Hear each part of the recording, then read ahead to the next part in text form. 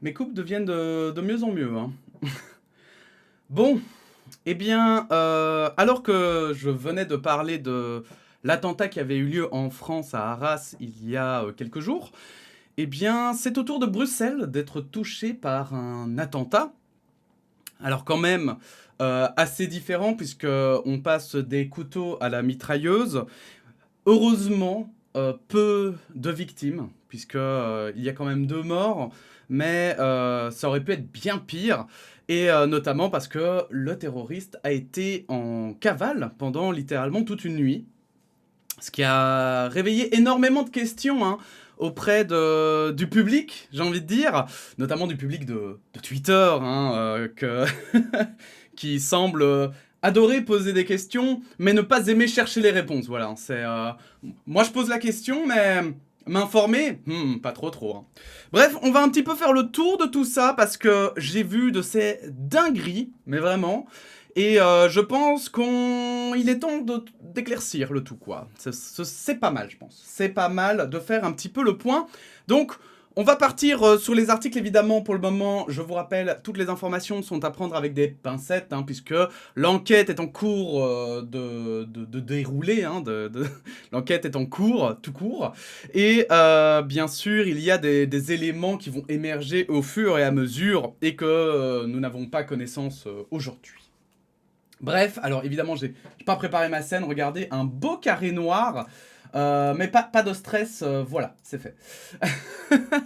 Attentat à Bruxelles, le suspect est décédé. Les derniers éléments de l'enquête. Le parquet enquête la possibilité que le suspect ait agi avec des complices. Alors voilà, ça c'est tout à fait classique. On va déjà commencer par là parce que donc hier, j'ai passé une partie de ma soirée à regarder un petit peu Twitter parce que j'avoue que j'étais un peu curieux de lire les informations qui allaient être diffusées sur Twitter et de voir lesquelles seraient vraies et lesquelles ne le seraient pas. Et on peut déjà commencer avec celle-là, hein, où tout à coup, par exemple, quelqu'un a posté sur Twitter. Alors, j'avoue que j'ai pas recherché tous les tweets. J'aurais dû hier, quand j'ai regardé ces tweets, les enregistrer, enfin les envoyer ou je sais pas quoi. J'y ai pas pensé. Donc du coup, vous allez devoir me faire confiance sur parole, hein, mais voilà, je vous dis ce que j'ai vu sur Twitter et je pense que ceux qui l'auront vu aussi, ça leur évoquera quelque chose. Et je vais surtout répondre à ça et expliquer un petit peu pourquoi, soit il faut voilà, se méfier, etc. En tout cas, de mon point de vue et de mes connaissances, bien sûr. Donc, nous avions déjà un screen d'une personne qui apparemment avait reçu des messages de la part de quelqu'un qui était dans le stade Roi-Baudouin, parce qu'il y avait un match Belgique-Suède qui avait lieu et qui s'est interrompu. On va le voir plus tard.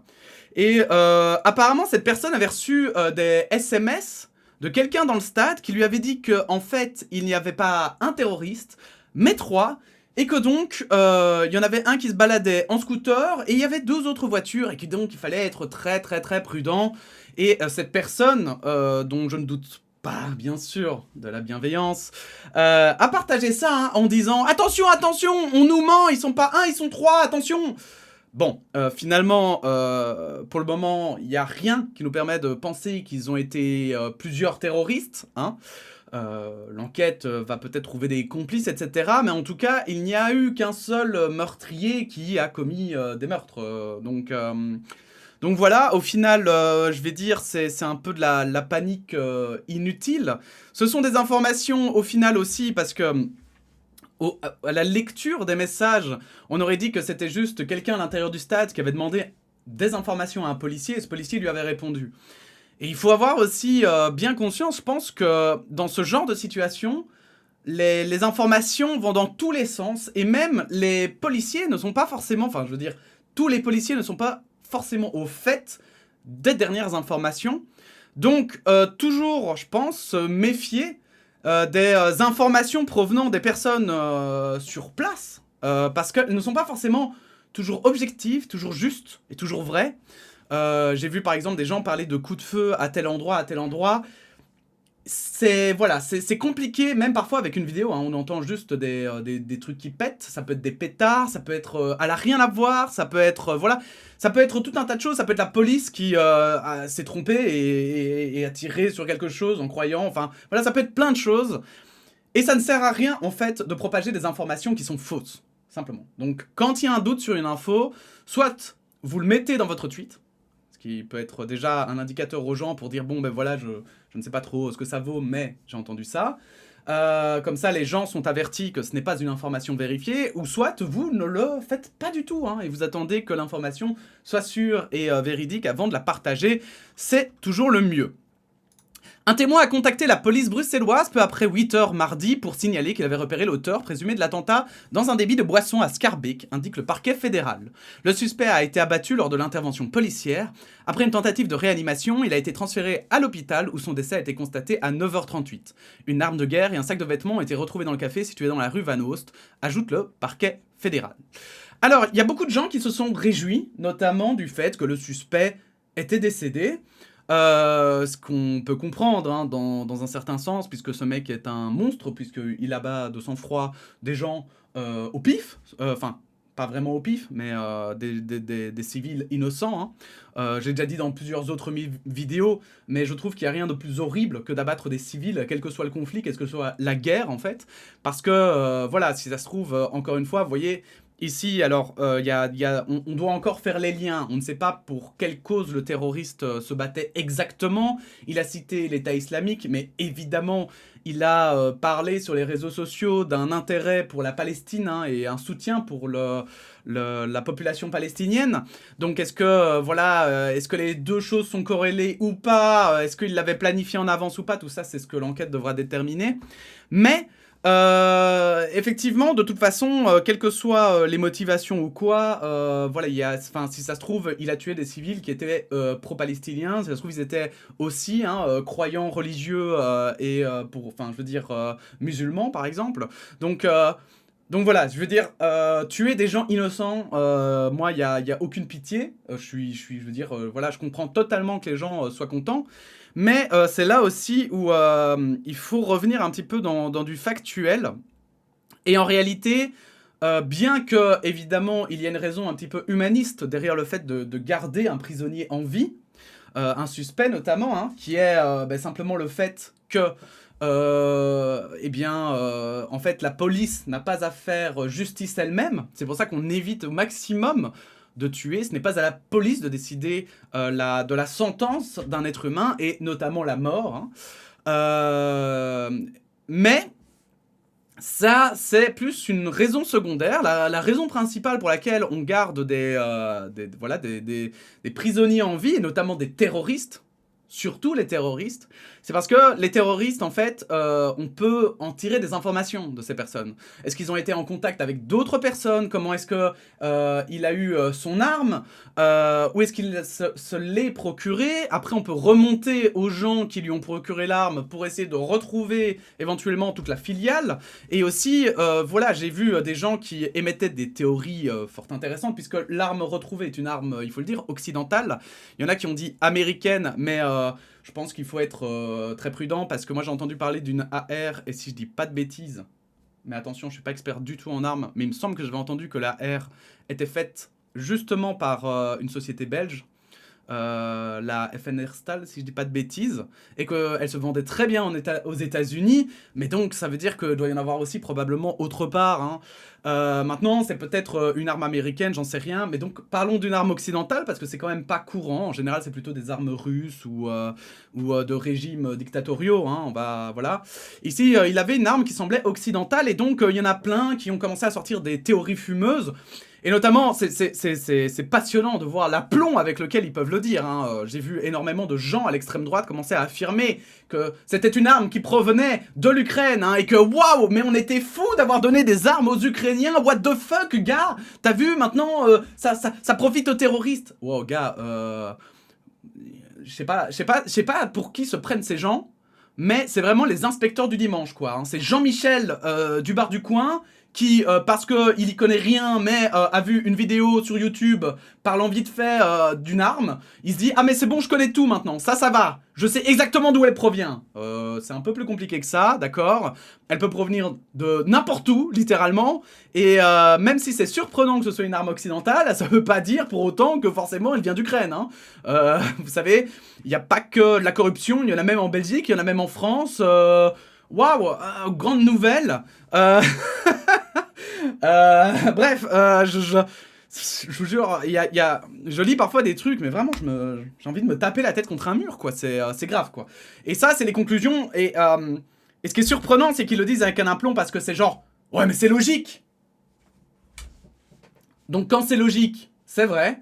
Et c'est pour ça, évidemment, que les avions, qui sont des tonnes et des tonnes de métal, logiquement, le métal, ça ne vole pas, mais pourtant, les avions volent. Bon, bah du coup, les avions ne volent pas, en fait, pour ces gens-là, bien sûr. Bref, selon les premiers éléments de l'enquête, alors, attendez, je remets l'article. Selon les premiers éléments de l'enquête, l'auteur présumé Abdesalem El est un Tunisien de 45 ans qui réside à Bruxelles, dans la commune de Schaerbeek. Schaerbeek, hein. Attention les Français, on vous voit, hein. Schaerbeek. Répétez après moi. Je rigole, parce que je sais que, voilà, en France, ça va sortir les Schaerbeek, et ça va faire mal, hein. Ça va faire mal à notre petit cœur de Belge, là. Alors, l'individu avait introduit une demande d'asile en novembre 2019, mais avait reçu une décision négative moins d'un an plus tard. Radié de la commune en 2021, il n'a jamais pu se voir signifier son ordre de quitter le territoire. Il était connu des services de police pour trafic d'êtres humains, séjour illégal et atteinte à la sûreté de l'État, a précisé le ministre de la Justice Vincent Van Quickenborne. Alors, il y a des gens, lors de ma précédente vidéo, qui m'ont dit « Oui, mais on va pas quand même accepter tout le monde et tout. » Et voilà, ça, je suis entièrement d'accord avec eux, je tiens à le dire. Hein. Par exemple, cette personne, elle n'avait rien à faire en Belgique, ou si elle avait quelque chose à faire en Belgique, c'était en prison, hein. Ce n'est pas autre part. Maintenant, justement, c'est là aussi où je voulais rebondir un petit peu dessus, parce qu'il y a eu des informations supplémentaires, parce qu'en fait, il faut savoir que dans cet article, donc toutes les sources sont dans la description, alors c'est pas cet article-ci, mais la RTBF fait des directs commentés, donc ils actualisent des informations en direct. Et ils ont notamment posé la question, évidemment, un petit peu partout. Ils ont commencé l'enquête pour savoir comment ça se faisait que on avait une personne qui était censée être expulsée, mais qui était encore en Belgique. C'est un peu bizarre. Et figurez-vous que ce qui est intéressant, c'est que eh bien, le mec a effectivement été radié, mais selon la commune, bah, ils n'ont pas été mis au courant par l'Office national des étrangers, donc ceux qui s'occupent de l'immigration, le bureau d'immigration si vous voulez. Ils n'ont pas été mis au courant, et puis vous savez, moi c'est ça qui me passionne en fait, c'est que l'extrême droite en extase, en train de dire tout à coup voilà, c'est l'effervescence, là ils sentent, c'est leur moment, c'est le moment de déverser toute sa haine, donc voilà, regardez, c'est la preuve qu'il faut virer tout le monde dehors, etc. Bien sûr la preuve ultime, mais ce qui est marrant c'est que le mec en fait, ouais il a été radié. Il avait été viré, il n'avait pas été notifié, la commune n'avait pas été notifiée, mais de toute façon, en réalité, vous avez vu le nombre de sans-papiers SDF qui sont dans nos rues. Je veux dire, c'est ça qui est, pour moi, ça reste une énigme totale, quoi. Tu sais, t'as d'un côté l'extrême droite qui dit il faut expulser tout le monde, machin et tout, mais la gestion, pour le moment, de l'immigration est catastrophique. Au point que, en fait, et c'est ça le problème, c'est que pourquoi est-ce qu'il y a des étrangers dans la rue? Pourquoi il y a des étrangers qui campent dans la rue et qui attendent? Eh ben c'est parce qu'il y a des étrangers, alors vous voyez, ici c'est légitime, le mec il a été radié et il devait être renvoyé chez lui pour des raisons légitimes, mais en fait, comme c'est arbitraire, le problème c'est que dans la masse d'étrangers qui sont refusés et qui du coup séjournent dehors, eh bien... il y en a, ils ont été refusés juste parce qu'on n'aimait pas leur gueule, quoi. Ou parce que, comme en Belgique, on ne peut pas... On n'a plus de place pour accepter les hommes seuls. Voilà, les hommes isolés et les mineurs isolés. Voilà. Donc, bon, bah tant pis, ils ont qu'à dormir dans la rue, c'est pas grave. Et donc, qu'est-ce que ça fait, ça? Ça veut dire qu'on ne peut pas contrôler, parce que quelqu'un qui est dans la rue, on ne sait pas où il habite, on ne sait pas ce qu'il fait, on ne sait pas... voilà, il n'existe pas. en fait. Et il y a des gens qui m'ont... Ah oui, ça c'est pour ça que je rebondis un peu, cette vidéo servira un petit peu aussi de vidéo réponse à la précédente, par rapport aux commentaires, j'ai vu des dingueries. Donc, par rapport à... Il y a quelqu'un qui avait dit, oui, mais s'ils viennent illégalement, sans papier, c'est qu'il y a une raison, c'est forcément parce que ils veulent faire des crimes ici. Alors, si vous dites ça, vous ne connaissez absolument rien, mais rien du tout à l'immigration, mais rien, hein, même pas la base, hein, je veux dire, même pas, vous n'avez même pas lu un seul papier sur l'immigration, hein, seul article scientifique, mais même un article tout court en fait, hein, un article un tant soit peu potable, hein, pas celui de Jean-Michel qui est d'extrême droite et qui décide d'avoir les mêmes connaissances que vous et d'improviser, hein. Non, non, non, moi je vous parle de vraies informations, parce que justement, si vous intéressez un petit peu aux réfugiés, aux immigrés, etc., eh ben, vous saurez qu'il y a des pays où on ne donne pas de papier, en fait. Et oui, on ne donne pas de papier parce que vous savez, les dictateurs, ils aiment pas trop, en fait, que les gens quittent leur pays. Bah oui, s'ils ont plus de gens, comment est-ce qu'ils exploitent des gens? Comment est-ce qu'ils envoient des gens à la guerre? Comment est-ce qu'ils extrémisent les gens? Eh ben... Donc, qu'est-ce qu'ils font? Eh ben, ils donnent pas de papier. Voilà. Et c'est comme ça que t'as des pays comme, par exemple, ça peut être le Vietnam, ça peut être la Syrie, ça peut être la Libye, ça peut être, voilà, des pays comme ça, où quand tu vas demander et que tu dis, bon, ben voilà, j'aurais besoin d'un passeport parce que j'aimerais quitter mon pays et aller à l'étranger, eh ben, ils te font, oh, mais bien sûr, mais regardez celui-là, mais, oh, oui, bien sûr, les papiers, ils sont là. Et en fait, souvent, ils donnent des papiers invalides. Et donc, c'est pour ça qu'il y a des gens qui arrivent sans papier. Et qui arrivent illégalement, en fait. C'est parce qu'ils n'ont pas le choix. Et c'est ça que les gens n'arrivent pas à comprendre dans leur tête. C'est que ces gens, le 3/4, le 9/10 de ces gens, n'ont pas le choix. Et c'est ça qui me dégoûte le plus à l'extrême droite, c'est que, à la fois, ils disent « Oh, il y a des flots de réfugiés, il y a des vagues, il y a des tsunamis !» Ils parlent de millions de réfugiés dans nos pays. Et puis, t'en as un seul qui fait un attentat, même pas par an, hein, un seul qui fait un attentat, et là, les millions qu'il citait, hein, la vague, le tsunami, tout à coup, tous ils sont les mêmes. Tous, ils sont les mêmes, c'est bon. Voilà, tu vois. Donc, moi, je propose de suivre exactement la même logique, et vu qu'à l'extrême droite, il y a eu un attentat il y a maintenant quelques années en Belgique, mais qu'il continue à y en avoir, hein, eh ben, je propose qu'on dise la même chose. Tous ceux qui sont d'extrême droite sont des terroristes. Et vous savez quoi? Je trouve que l'extrême droite a totalement raison, il faut virer ces gens. Donc virons les Marine Le Pen, etc. Virons-les. Ben oui. Voilà. Et ils sauront ce que c'est, en fait, de se retrouver sans papier à l'étranger. C'est cool, non? Bon, moi je sais pas, moi j'aime bien mon idée, vous me direz en commentaire ce que vous en pensez. Hein. Le même ministre a indiqué qu'un service de police étranger avait informé en 2016 qu'Abdessalem, elle, avait un profil radical et serait candidat au djihad. Une information, comme il en existait des dizaines quotidiennes à l'époque, a tempéré Monsieur Van Kunkenborn. Et ça aussi, hein, ça me fait beaucoup rire. C'est comme le terroriste la dernière fois, pardon, excusez-moi, j'avais oublié de remettre le texte. Je vous le laisse ici. Mais le terroriste, la dernière fois, les gens étaient en mode « Putain, il est fiché S, comment ça se fait qu'on l'a pas arrêté ?» Les gars, en fait, surveiller, c'est pas la même chose qu'arrêter, d'accord? En fait, on arrête les gens quand il y a une bonne raison de les arrêter, vous savez? Parce que sinon, on n'appelle pas ça une justice ou une police. On appelle ça une dictature, en fait. D'accord? Donc, voilà. On ne peut pas voir dans le futur. On ne sait pas si les gens vont passer à l'acte ou pas. Et on n'arrête pas les gens juste parce qu'ils se disent, bah tiens, moi, j'ai vraiment envie de flinguer des gens aujourd'hui. Parce que ça, vous savez, il y a des gens qui le pensent tous les jours, mais qui le font jamais. Voilà. Ah oui, mais c'est pas normal. Ah mais oui, mais les gars, arrêtez de penser que vous êtes seuls dans ce monde et que tout le monde pense comme vous, d'accord? Il y a des gens, ils sont différents. Il y a des gens qui sont extrêmement mal dans leur peau. Et il y a des gens, ça les, voilà, ça leur fait peut-être du bien, j'en sais rien. Moi, je sais pas, je suis pas psychiatre ou psychologue, mais voilà, il y a des gens, en fait, voilà, il y a des gens qui sont fous, mais qui savent se contrôler. Enfin, c'est un peu bizarre de dire ça, mais oui, en fait. Et la normalité n'existe pas, justement. Et c'est pour ça qu'on n'arrête pas les gens juste aléatoirement parce qu'ils sont fichés S, d'accord? Et encore une fois, calmos quoi.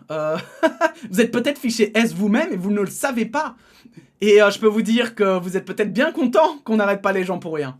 Parce que parfois on fiche des gens S et en fait c'est une erreur, ces gens sont innocents et ils ne vont jamais rien faire. Mais plus récemment, l'auteur présumé de l'attentat avait menacé un résident d'un centre d'asile de Campine. La personne avait ainsi menacé avait remonté au service de police une information selon laquelle Abdesalem El serait connu pour des faits de terrorisme en Tunisie. L'information s'est révélée fausse. Et ça, c'est très important. Ça, c'est très important parce que ça a été relayé de ouf. Et je l'apprends en même temps que vous maintenant. Donc, moi, je croyais que c'était le cas. Mais apparemment, l'information est fausse. Abdesalem, elle, est seulement connu dans son pays d'origine pour des faits de droit commun. Le Joint Information Center, l'un des organes du dispositif antiterroriste belge, avait toutefois prévu une réunion ce mardi même au sujet de l'auteur de la fusillade. Il n'y avait donc pas d'indication d'une menace imminente, a précisé le ministre de la Justice. Et vous voyez, moi, j'ai un credo qui est que les dictatures nous font un mal de fou furieux. Et encore une fois, je trouve que c'en est une preuve, et je vais, voilà, et je pense que ça, c'est aussi quelque chose qu'il faut avoir en tête, c'est que les dictatures ne sont pas fiables. Quand une dictature vous dit qu'une personne est un terroriste, eh bien, malheureusement, vous ne pouvez pas savoir si c'est vrai ou faux. Parce qu'en Russie, par exemple, les opposants politiques sont traités de terroristes. Alors, qu'est-ce que vous faites quand vous apprenez que le mec est connu comme terroriste dans son pays d'origine, qui serait, par exemple, la Russie? Eh ben, vous êtes là, vous êtes agent des renseignements, bah vous ne pouvez rien faire. Voilà, vous ne savez pas si c'est vrai ou faux. Et alors, là, les gens, moi, c'est pour ça, ça me fait... Enfin, voilà, je fais vraiment cette vidéo pour ça, parce que je trouve que c'est dingue à quel point les gens, juste, c'est même pas...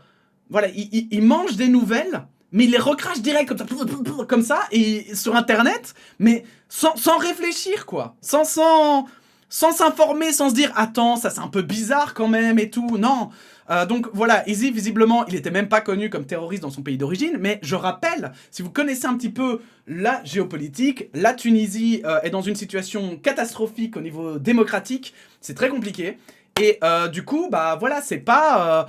on peut pas juste se fier sur les rapports internationaux, voilà. On peut se fier sur un rapport en France qui dirait que la personne est un terroriste ou est fiché S, parce que effectivement, on sait en fait sur base de quoi les indicateurs sont faits, et on sait qu'ils sont fiables.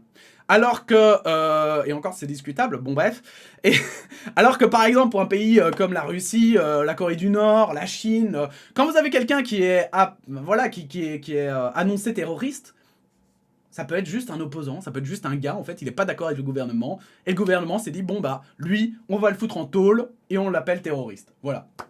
Donc bref, vous faites pas avoir trop vite par rapport à ces informations-là, parce que vraiment, ça veut tout et rien dire terroriste. Alors, par rapport à terroriste aussi, je vais rebondir sur un autre sujet, hein. Désolé, c'est une vidéo dense, mais il y a eu vraiment énormément de conneries qui ont été dites. Alors, méfions-nous aujourd'hui du terme terroriste, parce que terroriste, ça commence à ne plus rien vouloir dire, mais rien du tout. Parce que, est-ce que cette personne-là, qui vient de faire 2 morts et un blessé, voilà, on estime que c'est un terroriste. La définition d'un terroriste, c'est quelqu'un qui veut propager son idéologie par la terreur, d'accord, ok, en souvent assassinant, en commettant des crimes contre des civils, ok. Mais alors, est-ce que Israël, qui bombarde la Palestine et qui tue donc plein de civils palestiniens qui ne sont pas affiliés au Hamas, qui ne sont affiliés à aucune cause si ce n'est que leur propre personne et leur survie, est-ce que quand on bombarde avec un avion de chasse comme l'a fait Israël sur les Palestiniens, est-ce que c'est considéré comme du terrorisme? Sachant que Israël le fait pour terroriser la population, pour qu'il y ait un minimum de personnes qui se soulèvent contre eux. Alors, terrorisme ou pas terrorisme? Quand les Américains sont intervenus en Irak et ont commencé, à un moment donné, à commettre des crimes comme, par exemple, quand ils se sont trompés et un hélicoptère a tiré sur un véhicule de civils, hein, et a tué 10 ou 15 personnes, parce que, en fait, ils croyaient que c'était une Kalachnikov, mais qu'en fait, ils n'en savaient rien, que les images n'indiquaient pas d'armes et tout. Est-ce que c'est aussi du terrorisme ou pas? Donc voilà, si je prends des exemples occidentaux, bien sûr, c'est pour vous montrer que, en fait, je trouve, voilà, c'est mon opinion personnelle ici, hein, mais j'ai l'impression que terrorisme, ça commence vraiment à devenir hyper flou, quoi. C'est, pour moi, terrorisme, au départ, ce sont censés être des gars qui, effectivement, vont essayer de propager leur idée en faisant, voilà, juste voilà, en faisant finalement un spectacle, quoi, un événement fort. Mais aujourd'hui, je me rends compte que ça devient de plus en plus compliqué. Parce que je pense que nous, on ne s'habille... Enfin voilà, on commet des actes terroristes en réalité dans d'autres États. Mais comme on n'en entend pas parler, comme c'est pas médiatisé, ou comme c'est fait avec des moyens colossaux, parce qu'un avion de chasse, ça coûte des millions en fait. Et ça, il y a que les États puissants qui peuvent le faire. Et comme nous, on a l'habitude de voir que un militaire, c'est un militaire, et que là, on voit des terroristes qui sont voilà, habillés comme des clodos, on se dit, voilà, effectivement, c'est que quand il y a des gens qui sont habillés comme des clodos, mais en fait, quand on envoie des militaires pour aller tuer des civils innocents, je suis désolé, mais c'est du terrorisme aussi. Voilà, et bon, comme pour ne pas citer que des occidentaux, sinon on va encore me dire « Ah ouais, mais tu parles de l'Occident, machin et tout ». Non, bien sûr que non. Wagner, par exemple, au Mali, ne se prive pas, Wagner, donc c'est les mercenaires russes, ne se prive pas de tuer, par exemple, en ce moment, des enfants de berger, hein, voilà, juste, mais donc des enfants, des mineurs, hein, moins de 18 ans, juste parce qu'ils osent le ton contre eux et que, ouais, ça les énerve, quoi, voilà. Donc ça aussi, c'est du terrorisme, hein, à mon sens. Je pense que, en fait, ce mot terrorisme, il faut faire hyper gaffe, et évidemment, surtout quand on voit l'extrême droite l'utiliser à tort et à travers, parce que l'extrême droite, voilà, hein, c'est un peu... ils font un tri, hein. Eux choisissent des mots en fonction des situations qui leur plaisent, donc ici c'est du terrorisme, mais par exemple, voilà, hein, le fait, je veux dire, le fait de empêcher des gens de venir et de les tuer ou de les enfin voilà, de les tabasser pour ça, hein, ça c'est pas du terrorisme, hein. Voilà, hein, j'ai vu des gens d'extrême droite commencer à menacer la famille du terroriste, donc sa femme et notamment sa fille. Et j'ai vu, et ça c'est Damien Rieu, et je le cite, hein, parce que ça, je suis désolé, hein, mais pour moi, Damien Rieu, il vaut pas mieux que le terroriste. Et je vais vous dire pourquoi, et vraiment, hein, je maintiens mes mots, et vraiment, parce que cet homme a partagé la photo de toute la famille du terroriste, mais notamment aussi sa fille, qui est mineure, clairement, et qui n'a rien à foutre, qui n'a aucun rapport avec ce qu'a fait son père. Et ça, c'est scandaleux, parce que son tweet a eu des milliers de likes, où il parlait finalement, principalement du terroriste, en disant, mais regardez sa famille, quand tu traites ta famille comme ça, forcément, t'es un terroriste, en gros, quoi. Et j'avoue que je suis choqué, il n'y a plus aucun respect. Il n'y a plus aucun respect pour les victimes. Vous imaginez, vous êtes la fille du terroriste. Vous avez votre père qui a tué des gens. Vous avez votre père, c'est un assassin, c'est un monstre. Et donc, déjà, si vous n'avez pas de chance, hein, parce que vous avez deux choix, hein, soit vous êtes à fond dans le dogme et dans cette voilà, dans cette identité que votre père vous a inculquée, et vous fermez les yeux là-dessus en vous disant non, mais c'est quelque chose qu'il a fait de bien. Soit vous êtes intelligent, ou enfin c'est pas de l'intelligence, mais vous êtes ouvert, et en fait vous êtes pas comme lui. Et là vous êtes répugné. Vous êtes répugné par ce qu'a fait votre malade de père, parce qu'il a pété un câble, parce qu'il a des problèmes mentaux, et on vous expose comme ça. On vous expose. Et la fille, je sais pas, elle doit avoir 12 ans, 14 ans, un truc comme ça max, hein. Et vous imaginez, on vous expose comme ça aux yeux du monde et de la France et tout, enfin. Et ce mec, il en a rien à foutre, hein. Il a peut-être gâché la vie, non seulement parce que cette fille, elle a déjà sa vie gâchée. Quand t'as ton père qui est un terroriste, ta vie est déjà gâchée. Donc, cette fille a déjà des difficultés immenses. Et ce mec, il la jette en pâture comme ça à des tarés, parce que j'en ai vu, hein, des tarés sur Twitter, qui disaient qu'il fallait tous les égorger, hein, et tous les tuer, hein. J'ai même vu des gens appeler au meurtre, parce qu'il y avait des gars qui avaient mis, au lieu d'un j'aime ou un bonhomme triste sur Facebook, ils avaient mis un cœur aux publications. Et il y avait des mecs qui avaient pris des captures d'écran de ces gens qui avaient mis des cœurs et qui avaient dit « il faut tous les tuer ». Mais ça va? C'est vous qu'il faut tuer, en fait. Vous êtes des fous, hein. Vous êtes des fous furieux, les gars, hein. Enfin bon, bref, excusez-moi. Évidemment, ne tuez personne, hein. S'il vous plaît, par pitié. Personne ne mérite de mourir juste pour des actions qu'ils font. Voilà, oui, les gens font des choses parfois extrêmes, etc. Je veux dire, en termes, voilà, ils peuvent liker des posts, mais... Enfin, moi, c'est là où je me dis où va le monde. C'est pas quand je vois un terroriste qui abat deux personnes comme ça. C'est tragique, évidemment, et ça pose plein de questions. Parce qu'en plus, maintenant, c'est en expansion, mais bordel de merde. Vous trouvez ça mieux? Vous trouvez ça mieux d'appeler au meurtre de gens qui like des posts? Non mais, enfin, je sais pas. Faut peut-être un peu se réveiller, quoi. Bref, Continuons, si vous le voulez bien. Hein. L'assaillant a fait 2 victimes, une troisième personne a été grièvement blessée, mais ses jours ne sont plus en danger. Les 2 personnes décédées sont un homme suédois de 70 ans, originaire de Stockholm, et un homme de 60 ans suédois disposant d'un permis de séjour en Suisse, indiquent les affaires étrangères suédoises. La troisième victime, également originaire de Stockholm, est âgée d'une 60aine d'années. Les familles des victimes ont été mises au courant, indiquaient les autorités suédoises. Le premier ministre suédois, Ulf Kristersson, se rendra en Belgique mercredi, a annoncé Alexander De Croo sur X, afin de rendre hommage aux victimes de l'attentat. Je vous avoue, quand je vois que ce sont des gens plutôt vieux, ici 70 et 60 ans, voilà, ça reste triste évidemment, hein, et ça n'excuse rien du tout, mais disons que je trouve ça moins... Voilà, il y a un côté où heureusement que c'est pas des jeunes ou des enfants. Et heureusement qu'il l'a fait pendant le match de foot d'ailleurs, parce qu'en fait la plupart des Suédois n'étaient pas dehors, du coup ils étaient au match.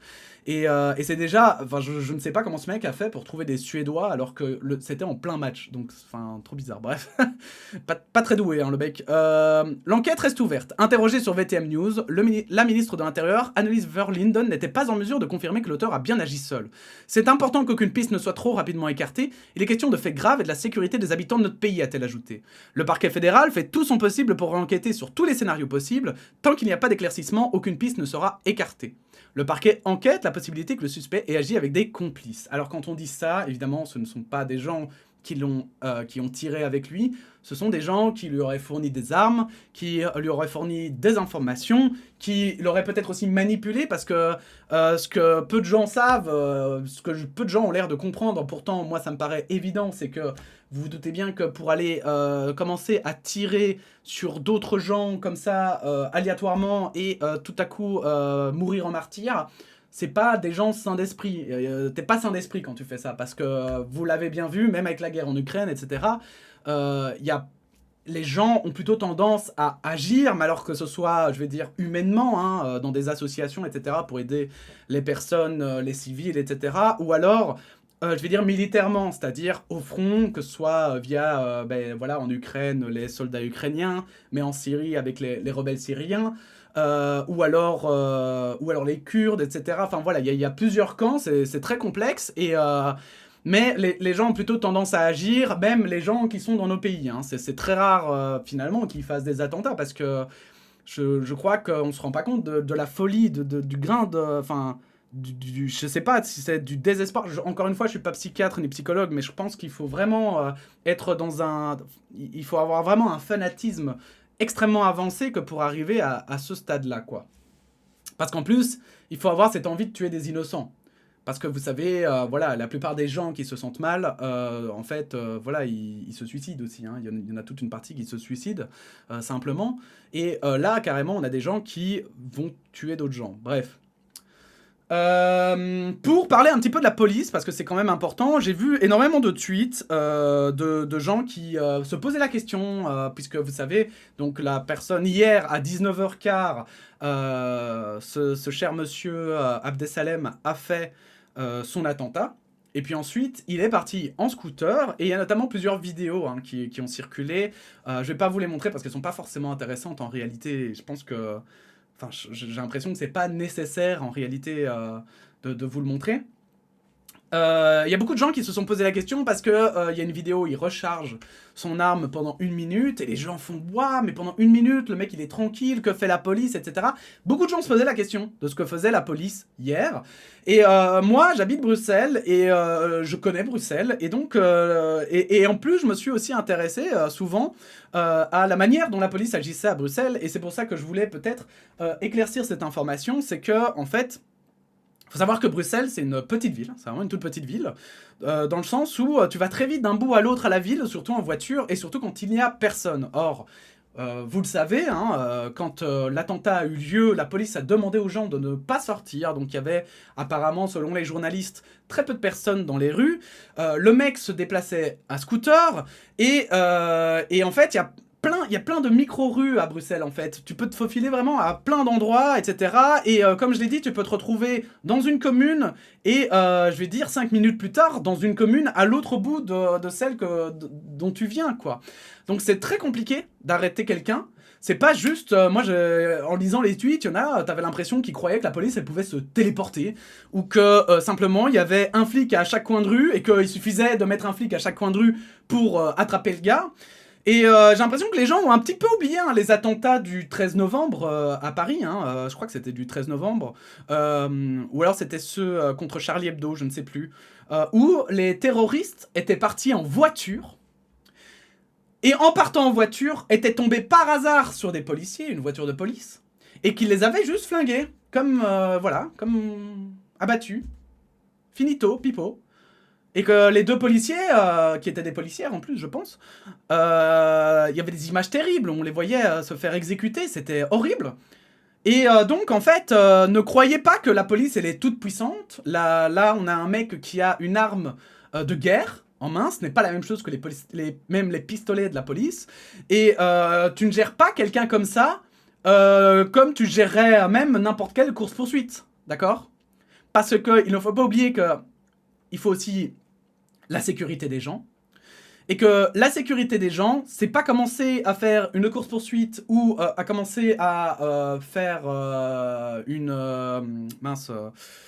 commencer à se tirer l'un sur l'autre dans la rue. Je vous invite à aller voir la vidéo d'Astronogeek qui parlait de son drama et qui parlait des armes, etc. Et c'est assez intéressant, je trouve, parce qu'il disait justement, il expliquait finalement que voilà, il y a des gens qui pensent que il parlait des AK-47 et il disait une balle d'AK-47 par exemple, ça peut transpercer le mur d'une maison et tuer quelqu'un. Voilà. Donc on ne commence pas à juste à insulter les gens, etc. Si il y a un problème avec l'intervention de la police, ne vous inquiétez pas, il y aura bien assez de gens, et des experts, je veux dire des gens qui s'y connaissent, qui vont le relever, et qui le diront, d'accord? En attendant, sincèrement, j'ai vu les gens qui disaient, oui, pendant une minute, il recharge son arme, mais que fait la police? Qu'est-ce que vous voulez qu'elle fasse, la police? Enfin, je sais pas, quoi. Ça vient d'arriver. Et quoi? En une minute, Là, cette vidéo, elle fait déjà 40 minutes. Moi, je veux dire, le temps, il passe super vite. Une minute, ça peut juste être le temps, en talkie-walkie, d'expliquer aux policiers la situation. Et en plus, en parallèle, il faut pas oublier qu'ils étaient en train juste de sécuriser le stade de football, qui semblait être la priorité, l'objectif principal du suspect, qui semblait vouloir faire un massacre parmi les Suédois et donc pas parmi les Bruxellois. Et ça, c'est quand même important, vous voyez.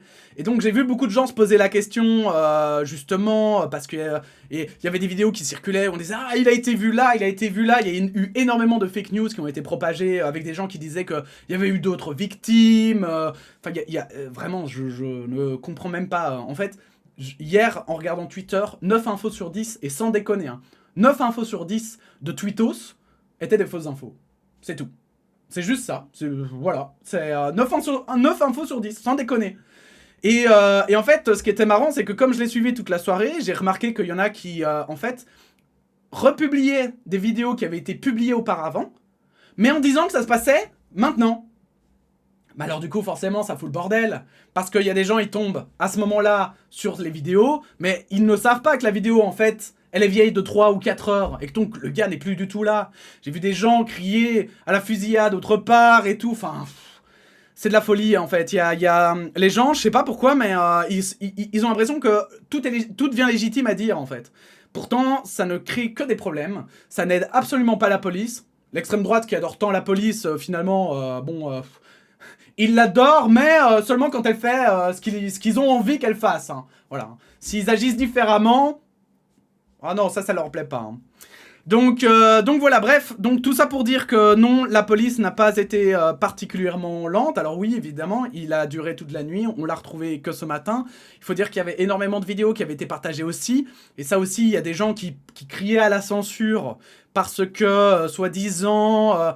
parce que, voilà, la police belge a demandé qu'on diffuse le moins d'informations et de vidéos possibles. Et il y a des gens qui ont crié à la censure, qui ont dit « Ils ne veulent pas qu'on sache combien il y a eu de victimes, blabla », qui partaient déjà dans des théories du complot. Alors que la solution, elle est simple, en fait, la raison de cette demande. C'est que le terroriste, il publie des vidéos sur les réseaux sociaux où il se filme. Donc les bébous, si vous réfléchissez, 2 minutes 30... je pense qu'il a accès aux réseaux sociaux. Et si vous dites, regardez, il est là, bah il va le voir. Vous voulez pas le taguer aussi? Vous voulez pas l'appeler et lui dire, hé mec, je viens de te voir passer, gros. Je sais pas, genre, pitié, merde, réfléchissez 3 secondes. Arrêtez de juste tweeter pour tweeter, merde. J'ai l'impression qu'il y a des gens, ils pensent tout haut. Tu vois, c'est ils se font des réflexions, mais au lieu de la faire dans leur tête, ils l'écrivent et ils le publient sur Twitter. Mais c'est pas possible, quoi. C'est pas possible. Et donc le fait qu'il soit par exemple parti toute une nuit, je vous rappelle qu'il y avait eu les 2 terroristes d'ailleurs qui étaient aussi partis toute une nuit en France, qui s'étaient planqués dans une imprimerie ou je sais pas quoi et qui avaient pris un otage, etc. Bref, c'est vraiment pas quelque chose d'exceptionnel en fait, hein, que la police ne se retrouve pas à chaque coin de rue, etc. Ça ne sert à rien, hein. T'as des forces limitées. En plus, il faut souvent plutôt les forces spéciales, si tu veux pas juste envoyer des flics pour qu'il y en ait encore 10 victimes de plus hein, parmi les policiers. Je sais pas si vous voulez... peut-être que vous n'aimez pas les policiers hein, et que vous voulez les mettre en danger. Moi, ce n'est pas mon cas. Et je pense que ça ne devrait pas l'être. Hein. Je pense que, voilà, ici, j'ai pas l'impression, en tout cas, pour le moment, faudra voir ce que dit l'enquête, mais il n'y a pas l'air non plus d'avoir de dinguerie. Hein. La police a l'air d'avoir fait son job et de plutôt l'avoir bien fait, puisqu'au final, il n'y a eu que 2 victimes. Alors, voilà, je le rappelle, alors bon, hein, voilà, c'est la fin de l'article, hein, ici. Donc, ils disent qu'il y a une opération qui est en cours, etc. L'article est dans la description, bien sûr. Mais tout ça pour dire que oui, je voulais bien sûr terminer là-dessus. Donc la dernière fois je disais que voilà, l'attentat qui avait eu lieu en France était finalement un fait divers parce qu'il n'y avait eu qu'une victime et des blessés et que au final c'était plus l'œuvre d'un fou, juste d'un fou qui est passé à l'acte et que c'était un fait divers. Alors ici, est-ce que c'est aussi un fait divers ? J'irai pas dans le même sens parce que là où le fait divers justement c'est quelque chose qui pourrait se reproduire totalement et on va dire qu'il y a quelque chose de plutôt commun.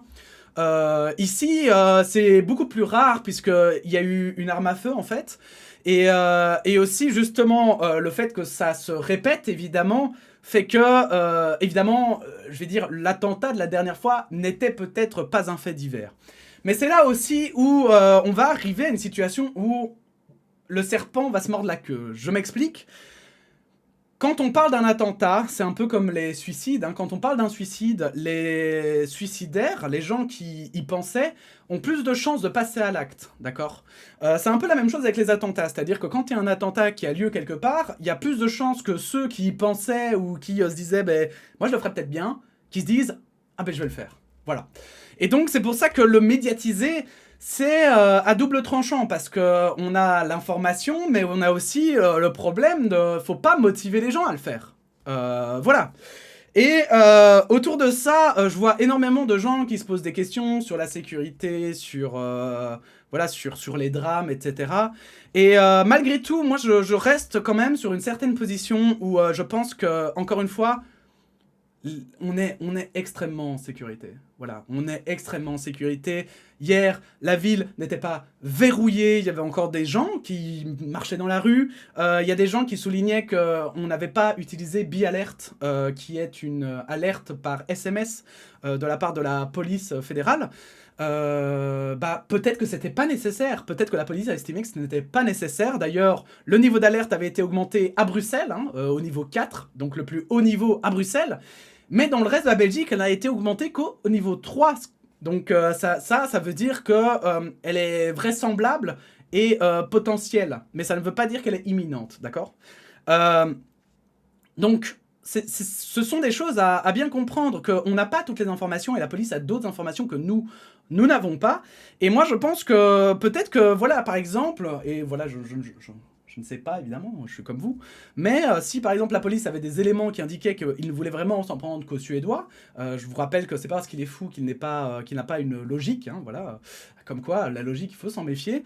Eh bien peut-être que du coup, il savait que aussi les résidents belges étaient vraisemblablement pas en danger et que donc il valait mieux s'organiser autour des supporters suédois parce que je le rappelle, il y avait un match de foot Belgique-Suède, pardon. qui avait lieu. Et du coup, peut-être qu'ils ont préféré d'abord mettre en sécurité les supporters suédois, qui étaient les principales cibles, avant de, effectivement, commencer à faire cette chasse à l'homme et à finalement le retrouver ce matin. Mais, encore une fois, je le rappelle quand même, à tous ces gens qui s'alarment, à tous ces gens qui sont si angoissés par rapport à leur sécurité, etc. Il y a eu 2 morts, d'accord? C'est tragique. Ça ne devrait pas arriver, parce que ces gens n'ont rien fait, ils n'ont rien demandé, ils étaient là juste pour passer un chouette moment, un match de foot, et puis voilà. Mais moi, je discutais hier avec quelqu'un, figurez-vous, et avant cet attentat, voilà, cette personne, à un moment donné, me dit par message « Ah, attends, j'ai entendu quelque chose. Ah ouais, non, c'est bon, c'est ok. C'est juste un bombardement d'Israël. » Ah bon, bah ok. Bah ok. Et en fait, voilà, en fait, je tiens à frapper là-dessus. Parce que oui, il y a des gens qui m'ont dit « Attention, ne tombe pas dans le « Ah, c'est pire ailleurs, donc du coup ici, voilà, on doit plus s'en préoccuper. » Non, c'est pas. Je ne vous dis pas de faire abstraction du terrorisme. Je ne vous dis pas que le terrorisme n'est pas un problème. Je ne vous dis pas que la police ne doit pas travailler dessus, qu'il faut retirer les unités antiterroristes, etc. Non, bien sûr que non, je ne vous dis pas ça. Ce n'est pas le sens de mon propos. Par contre, ce n'est pas parce qu'on n'est pas en totale sécurité à 100% qu'on est en insécurité. Et il ne faut pas confondre les deux. Parce que, les gars, justement, il y a eu 2 morts, d'accord? Encore une fois, c'est tragique et tout. Mais il n'y en a pas eu plus. Il n'y a pas eu plus de victimes. La police a attrapé le gars le lendemain. Et en fait, c'est pas notre quotidien. Ce n'est pas tous les jours. C'est d'ailleurs tellement exceptionnel que c'est arrivé et ça a fait la une des journaux. Et on va en parler pendant longtemps. Encore une fois, à juste titre. C'est normal qu'on en parle aussi, je pense. Là, maintenant, ça commence à faire une série et ça devient inquiétant, bien sûr. Et je pense qu'évidemment, il faudra trouver peut-être... Voilà, il faut peut-être réapporter une certaine attention au terrorisme. Peut-être. Mais, encore une fois, je crois qu'on a oublié, on perd un petit peu conscience, on perd un petit peu la conscience de la sécurité. Et je pense que, encore une fois, même si on est dans une société parfaite, il y aura toujours de l'insécurité. Parce que ça fait déjà partie de la liberté aussi, mais surtout parce que en fait, ça n'existe pas une totale insécurité. Ce serait un peu comme, vous savez, demander à un médecin qu'on ne meurt jamais. On mourra tous un jour, qu'on le veuille ou non. On n'a pas de recette miracle pour vivre éternellement. Et bien c'est un peu la même chose avec la sécurité, on n'arrivera jamais à une sécurité à 100% où il n'arrive plus rien. Donc ne tombez pas dans ce piège que vous faire croire l'extrême droite. Ce n'est pas environ tous les étrangers qu'on va résoudre le problème du terrorisme, ça c'est un fake total.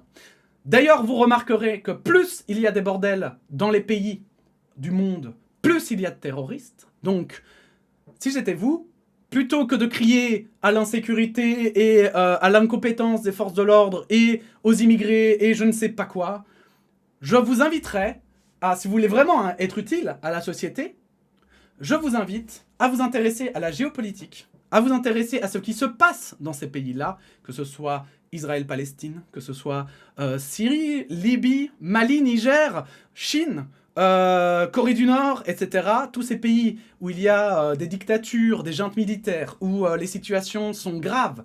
Je vous invite vraiment à vous y intéresser, à regarder ce qui se passe et à essayer plutôt d'œuvrer pour des solutions dans ces pays-là. Parce que, voilà, si vous voulez limiter l'immigration, le meilleur moyen de le faire, hein, c'est simplement de laisser les gens, en fait, pouvoir vivre dans leur pays tranquillement, en paix, sans être en danger de mort. Et vous verrez. Et vous verrez que tout à coup, on n'aura plus de problème d'immigration. Mais même plus que ça, hein. Moi, je pense qu'il y a... Voilà, je pense que, carrément, il y a un côté... Quelqu'un m'avait parlé de colonialisme. Je vais vraiment finir par ça. Quelqu'un m'avait dit, mais tu n'es pas pour du colonialisme quand même, parce que je parle beaucoup de l'Occident et des responsabilités de l'Occident par rapport à toutes ces situations dans le monde, à toutes ces guerres qu'il y a dans le monde. Je parle de la responsabilité de l'Occident et quelqu'un, je pense, et je pense qu'il avait raison de le souligner, c'est quelqu'un me disait, mais tu veux quand même pas qu'on y aille pour recoloniser là-bas? Et non, bien sûr que non, c'est absolument pas mon propos. Le colonialisme, c'est en partie ce qui a créé aussi ces problèmes. moi, quand je dis que l'Occident doit agir, c'est que l'Occident a des valeurs. L'Occident a la valeur démocratique, de liberté, voilà, d'équité. Et je pense que, en fait, je crois que beaucoup d'Occidentaux, je pense, hein, qu'en Occident, on nous dit beaucoup qu'en fait, on transmet ces valeurs aux autres pays du monde, qu'on transmet ces valeurs, voilà, justement, universelles, etc. Parce que je vous rappelle qu'elles sont universelles. Hein. Et en fait, l'extrême droite, elle dit non, non, c'est pas vrai. Il y a ceux qui croient en ces valeurs et ceux qui n'y croient pas. Et ceux qui n'y croient pas, ils y croiront jamais. C'est mort. Allez, ciao. Mais, eh ben, moi, je vous le dis directement, c'est faux. C'est faux parce que moi, je parle avec donc des gens du monde et je peux vous dire que c'est universel. Tout le monde a envie d'être tranquille. Personne n'a envie de la guerre. Personne n'a envie d'imposer des trucs aux femmes, aux LGBT, aux hommes. Voilà, ça c'est du mytho, ça l'extrême droite qui vous fait croire ça, hein, c'est parce qu'elle veut vous mettre dans la même situation. Ça, je vous le dis direct, hein, vraiment, il n'y a aucune blague. Zéro vanne là-dessus, par contre. L'extrême droite, elle rêve de ça. Voilà. Quand on parle, parce que voilà, j'ai vu un tweet passer avec l'extrême droite, hein, quelqu'un qui faisait un rapprochement entre l'islamisme radical et l'extrême droite, et les gens étaient outrés. Oh oui, voilà, encore la faute de l'extrême droite. Mais oui, parce que vous savez ce qu'il y a, c'est que ce terroriste, il n'est pas d'extrême gauche.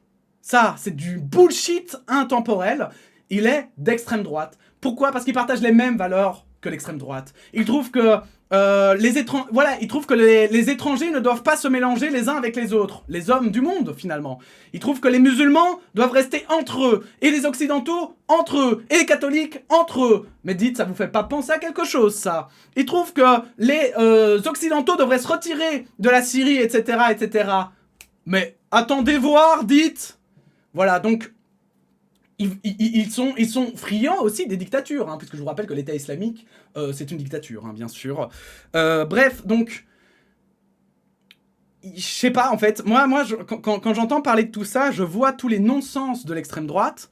Alors je dis pas qu'il y en a pas à l'extrême gauche hein, qui en ont, hein, attention, hein, voilà, voilà, je ne suis pas là pour défendre l'extrême gauche, mais je suis là plutôt pour critiquer l'extrême droite, ça oui, parce que c'est bien de dire du bullshit, et c'est bien de manipuler les gens en leur faisant croire tout et n'importe quoi, mais à un moment donné, on en a gros, et ça devient de plus en plus incohérent et de plus en plus con, et je vois de plus en plus de gens qui, au lieu de réfléchir, tweetent, ou parlent, ou écrivent, et à un moment donné où c'est bien de poser des questions, c'est bien de dire par exemple, que fait la police belge? Mais c'est encore mieux si toi-même, tu vas chercher la réponse, plutôt que de tweeter, hein? Et que tu te dis, mais tiens, je vais aller regarder sur internet, voir ce que les gens disent, tu sais? Voir s'il n'y a pas des experts ou des gens qui peuvent me conseiller. Vous savez, il n'y a pas que les journalistes hein, qui doivent se bouger le cul, vous pouvez aussi vous bouger le cul si vous trouvez que les journalistes puent du cul. Pour rester dans le même thème, bah n'hésitez pas, hein. Allez, faites vos recherches vous-même, plutôt que de poser des questions sur Twitter. Bref, arrêtons-nous là, hein, vidéo de 50 minutes, mais je pense que au moins j'ai brassé tous les sujets, et ça je suis content. Bref, faites attention quand même aux informations que vous voyez. N'oubliez pas que toutes les informations qu'on a vues même aujourd'hui ne sont pas forcément correctes. Elles sont vouées à évoluer. Je vous invite à être prudent sur ce que vous lisez, sur ce que vous voyez. Attendez quand même des vérifications, des recoupements de sources avant de les publier ou d'affirmer des choses, hein, bien sûr. Et restez toujours ouvert aussi, hein, n'oubliez pas, se tromper, ce n'est pas grave. L'important, c'est de se rapprocher de la vérité, hein. Et il y a trop de gens qui confondent justement un peu cet aspect-là. Il y en a qui pensent qu'avoir raison est plus important que de trouver finalement la vérité. Avoir tort mais se rapprocher de la vérité, par exemple. Et donc voilà, ne tombez pas dans ce piège. Restons critiques, restons aux aguets. Et puis évidemment, bah voilà, espérons que ça ne se reproduise pas. Hein. Voilà, espérons que ça reste au stade de fait divers, macabre et triste, mais au stade de fait divers. Voilà. Merci à tous d'avoir regardé cette vidéo. À bientôt pour de nouvelles actualités. Je vous fais la bise. Prenez soin de vous.